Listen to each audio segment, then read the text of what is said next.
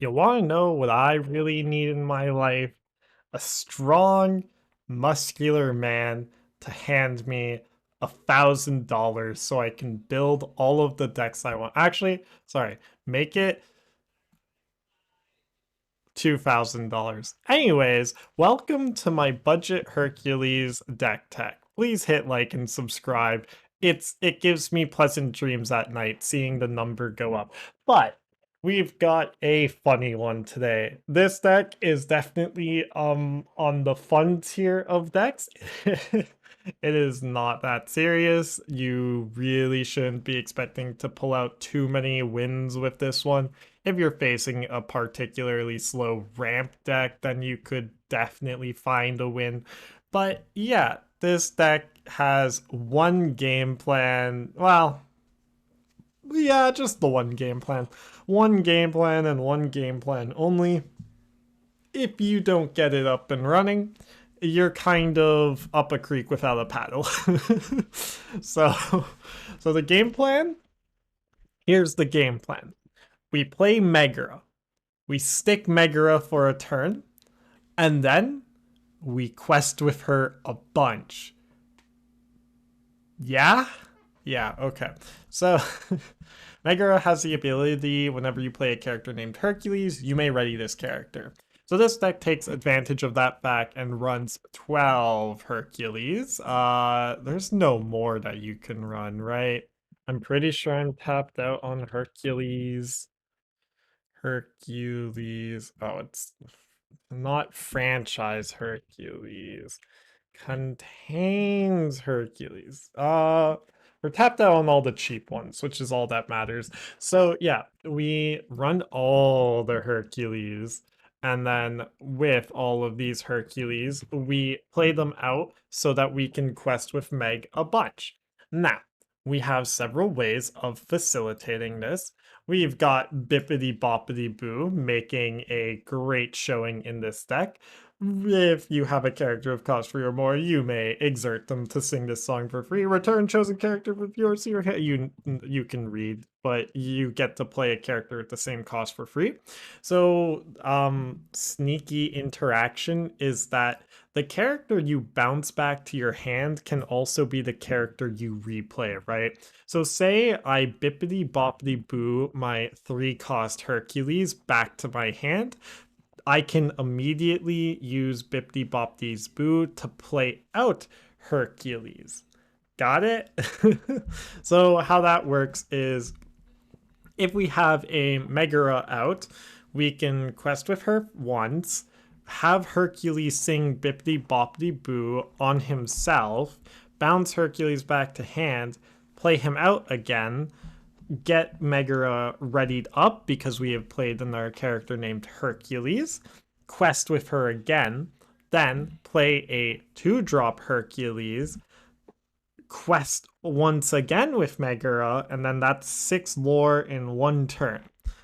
So yeah, we're on meme tier here. Like that's if you've seen anything that Sapphire Steel is able to do in 1 turn, it's oh yeah, let me just win the game from 5 lore, you know? But that's not the point today. The point is that we are making a deck for those Hercules and Megara fans out there. Now, the rest of the deck is just sort of to unjankify as much as possible. 2 copies of Grab Your Sword, because Grab Your Sword is just a nice sort of catch-all answer to a lot of meta decks. If they have some Prince Johns out there, a Diablo, what have you, you can replace it very easily with Fire to Cannons or Trans Decree or what have you, but Grab Your Swords, I just have it in here as sort of a flex spot for whatever control options you want. Strike a Good Match gives us some card draw, not great card draw. If you know the problem with this card, it's pretty evident. You don't get any card advantage off of it. Strike a Good Match, draw 2 cards and choose and discard a card. So you play Strike a Good Match and you discard a card, so that's 2 cards gone rid of for 2 other cards. This is good though to cycle towards your Megaras. This Megara is just good in this deck as a early quester and really big body that's hard to deal with. You just sort of stick her on 3 and you just keep questing with her until your opponent's like, wait, please let me kill her. You're like, I get 6 more off of her.